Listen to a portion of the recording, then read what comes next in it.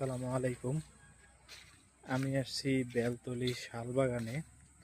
তো এই শালবাগানটা আসলে অনেক সুন্দর একটা জায়গা এবং গাছগুলাও অনেক সুন্দর এবং গাছের নিচে যে মাটিতে ঘাস গজাইছে, এই ঘাসগুলো যদি আপনারা দেখেন, দেখেন এই যে ঘাস কত সুন্দর,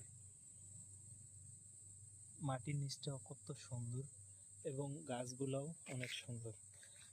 আমি একটু হাঁটে মাঝখানে তো যাওয়া সম্ভব হবে না, তো আমি একটু পাশ দিয়ে হাঁটে আপনাদেরকে দেখাচ্ছি কত সুন্দর।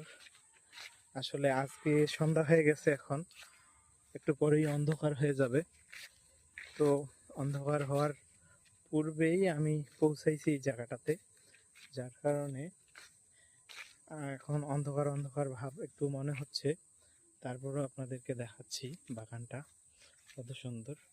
তো এই বাগানটা বর্তমান বাংলাদেশ জাতীয় উদ্যান বা এই সরকারের হাতে আছে আর কি, যার কারণে সাধারণ মানুষ এখানকার এই শাল গাছগুলাকে কাটতে পারবে না। আর এই যে শাল গাছের পাতা, এই যে এই যে পাতা, এই পাতা দিয়ে আগে মানুষ বিড়ি বানায় খাইতো। মানে শাল পাতা দিয়ে মরাইয়া বিড়ির মতো করতো এবং সেইগুলাতে আগুন লাগাই দিয়ে টানতো এক পাশ থেকে। তো এটা একটা আর কি সিগারেট বা বিড়ি টাইপের মতো মানুষ নেশার জন্য ব্যবহার করতো, খাইতো আর কি, ধূমপান করতো। যারা ধূমপান করতো তারা এটা এইভাবে ব্যবহার করতো।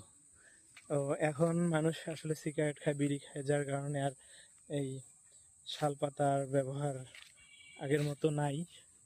এজন্য পাতা আর ওইভাবে কুড়ায় না, যার কারণে নিচে অনেক পাতা পড়ে আছে এবং গাছেও এখন সবুজ অরণ্যে ভরপুর।